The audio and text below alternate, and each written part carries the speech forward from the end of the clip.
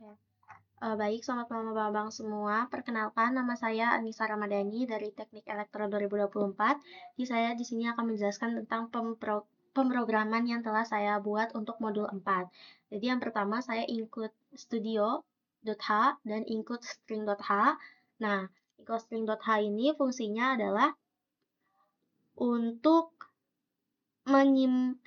memanipulasi, ya, untuk memanipulasi string. Selain itu, saya juga mendefine max underscore pinjam 100 fungsinya untuk membuat batasan maksimal peminjam menjadi 100 orang saja. Nah, lanjut ke codingannya. Saya memakai type def struct di mana isinya adalah data-data peminjam. Yang namanya adalah peminjam. Jadi isinya itu karakter. Jadi ini tuh array yang saya karakter nama dengan maksimal 50 karakter, terus karakter alamat dengan maksimal 100 karakter, karakter nomor telepon maksimal 20 karakter, dan pinjaman bisa dalam bentuk desimal, rate bunga juga sama dalam bentuk desimal, dan tagihan. Dan itu juga ada status, kayak seperti status tunggu dan lain sebagainya. Dan ini dinamakan data peminjam ya. Lalu saya menggunakan void hitung tagihan. Nah, ini untuk fungsi hitung tagihan. Nah, di sini saya memakai peminjam ini seperti bintang kayak pointer ya, yang artinya itu pointer ke struct peminjam. Artinya kayak kita mengakses langsung data peminjam yang dikirim ke fungsi ini. Nah, P operator panah tagihan sama dengan P operator tagihan. Nah, ini tuh fungsinya untuk menambahkan bunga ke dalam tagihan sebelumnya. Nah, saya juga pakai if dan pakai else if. Dan ini dipakai untuk menentukan status peminjam berdasarkan tagihan. Jadi strip. Jadi yang apa namanya strcpy ini itu tuh fungsinya untuk menyalin string ke variabel status. Nah, lanjut.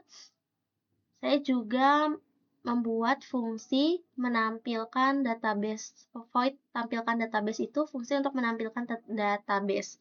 Nah, jadi fungsinya itu untuk menampilkan data semua peminjam, di mana parameter peminjam adalah array struct peminjam dan n itu adalah n itu adalah jumlah peminjamnya.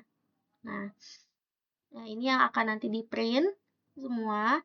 Lalu saya juga membuat integer main. Nah, integer main ini maksudnya adalah fungsi main, yang dimana integer main itu merupakan fungsi utama dari program ini, dari scan. Nah, scan ini tuh untuk berfungsi untuk menerima input dari jumlah peminjam. Dan getchar itu untuk menangkap karakter enter supaya tidak mengganggu input selanjutnya. Nah, selain itu nih peminjam underscore pinjam itu array untuk menyimpan data peminjam. Nah, for integer i sama dengan 0, i kurang dari n, i plus plus. Nah, ini tuh untuk loop. Saya pakai for untuk perulangan loop ya, untuk menginput data si peminjam ini. Nah, selanjutnya, ini saya pakai printf juga. Saya pakai printf nama peminjam. Terus saya juga saya juga ini peminjam i.nama strcspn peminjam kurung kotak i dot nama terus garis miring n sama dengan 0 itu untuk menghapus karakter enter dari inputnya. Nah, fgets ini digunakan untuk menginput string. Terus kalau yang tadi saya sebutkan ini itu untuk menghapus karakter enter ya dari inputannya tadi gitu. Lalu saya memasukkan nilai pinjaman sebagai float atau angka desimal. Peminjam.i pinjam get card. Dan selanjutnya untuk yang ini yang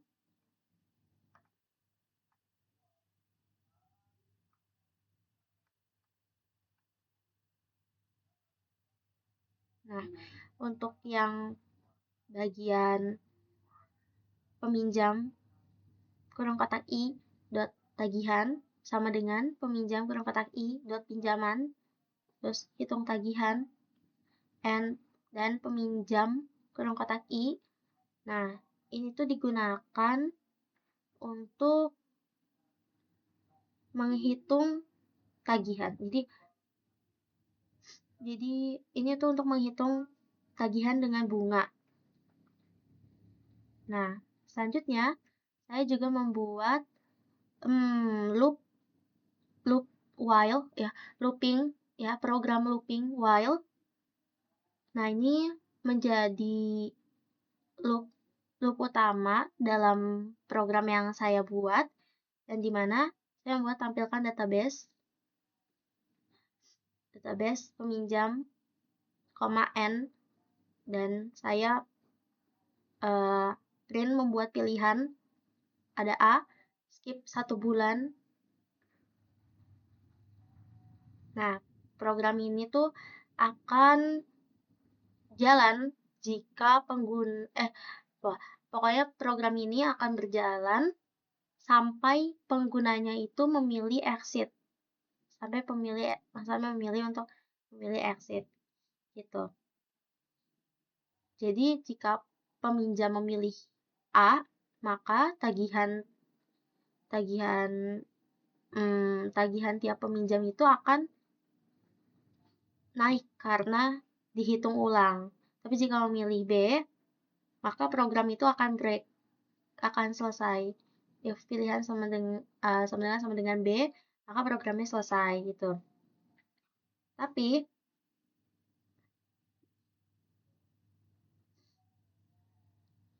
oke. Saya coba jalankan programnya.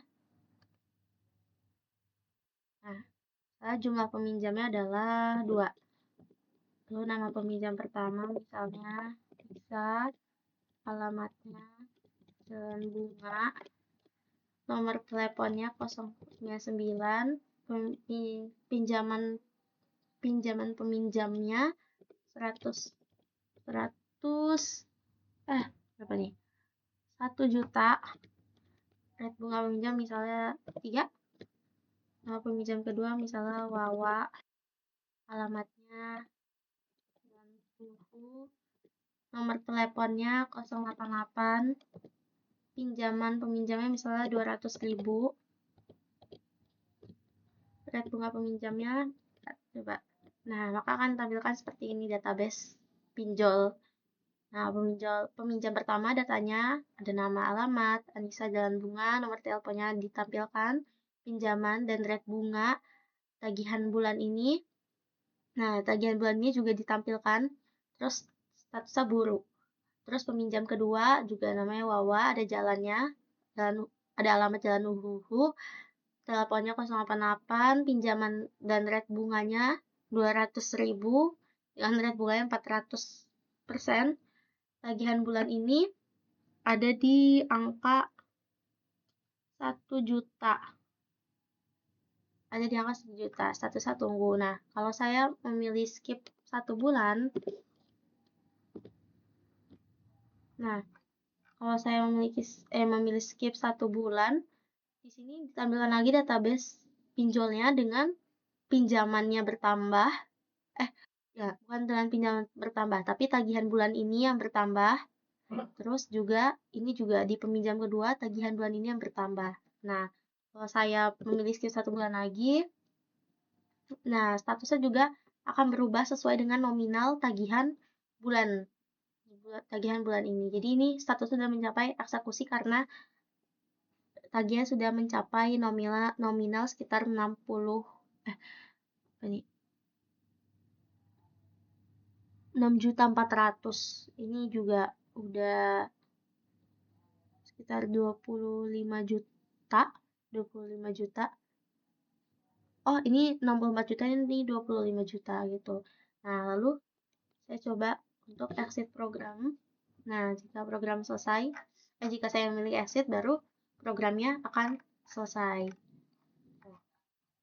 Dan sekian penjelasan hasil program dari saya. Terima kasih.